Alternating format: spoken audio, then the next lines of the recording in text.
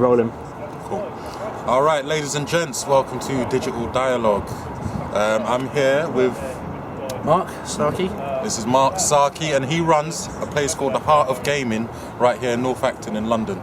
So, Mark, what exactly is Heart of Gaming? What is it about? It's just a gaming venue, I suppose, that sort of tries to take a little bit of every point of video gaming, from as early as Space Invaders, Donkey Kong and Pac-Man, all the way up to sort of things like Ultra Street Fighter 4, Super Smash Brothers, FIFA in the present.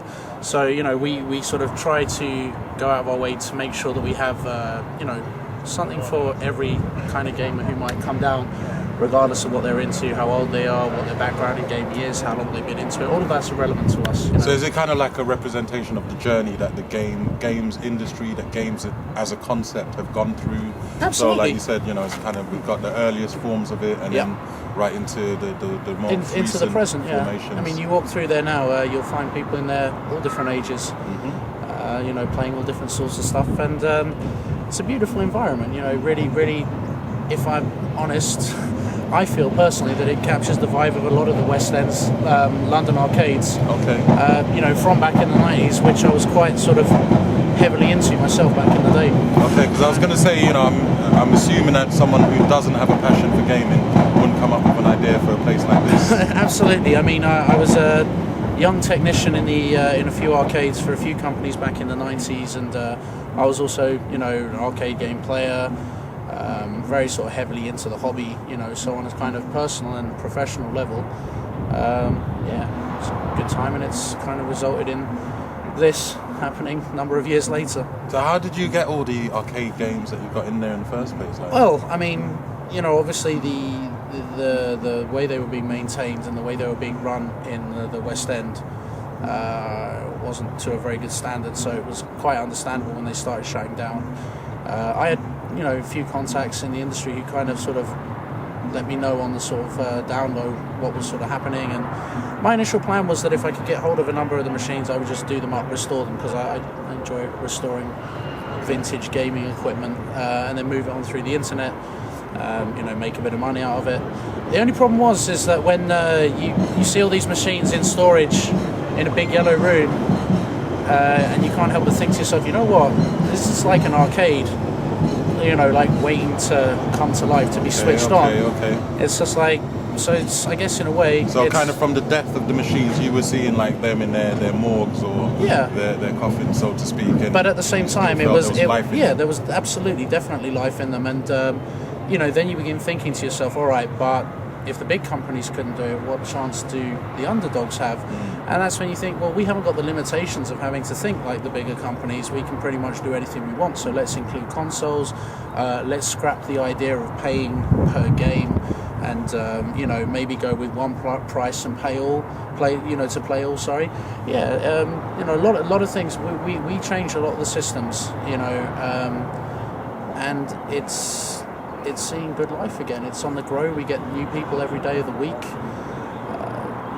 People sign up. You offer membership. Yeah, we do things membership. Like that. We keep it as low as possible so that people can, people can Value afford. For money, yeah, absolutely. For the experience. Well, I remember when I was in the arcades, I didn't have a lot of money. I rationed my Trocadero or Namco Wonder Park tokens so that I could get a long experience. And it's just like, well, is it really necessary to milk the players now for as much as they're worth? Because you can't drag people out of their house, make them pay money to travel, and then make them change up £10 and £20 notes shamelessly to play old video games. No one's going to do that. And if maybe it worked for a while, but indefinitely no.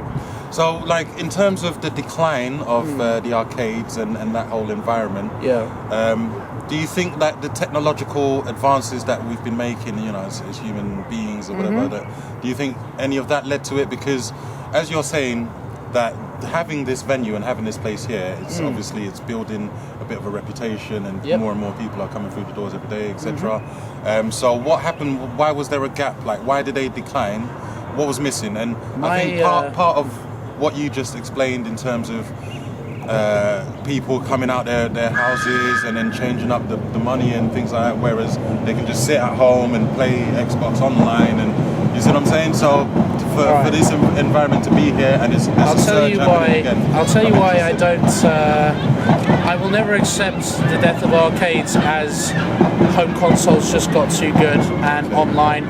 Sure, that's a part of it, but doing what we've been doing here the last couple of years, I've realised, through no uncertain terms, is that it's the fault of yesterday's operators and a failure to adapt.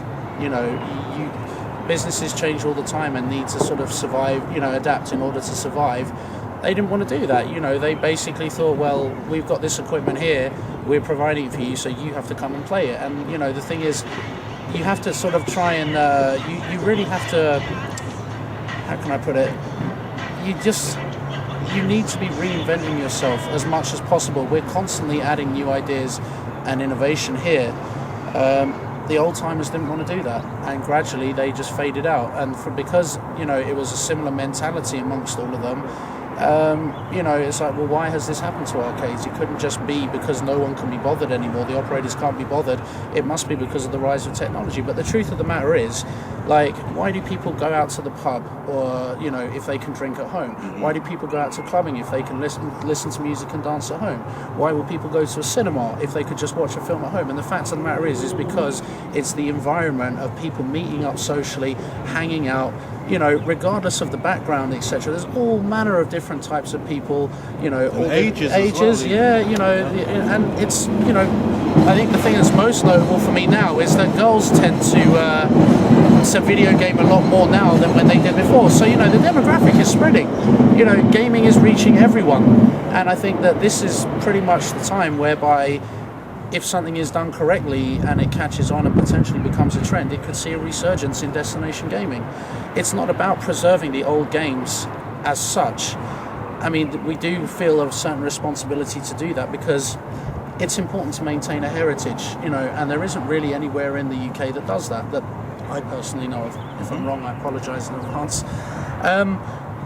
So yeah, it's more about basically providing that very kind of comfortable, relaxed, enjoyable atmosphere where you've got surrounded with a ton of different things, of games and people that you can interact with, and it makes you feel good to go there and just hang out with your friends, relive a little bit of nostalgia. We got a group of old guys in there at the moment sort of going ham on GoldenEye on the N64.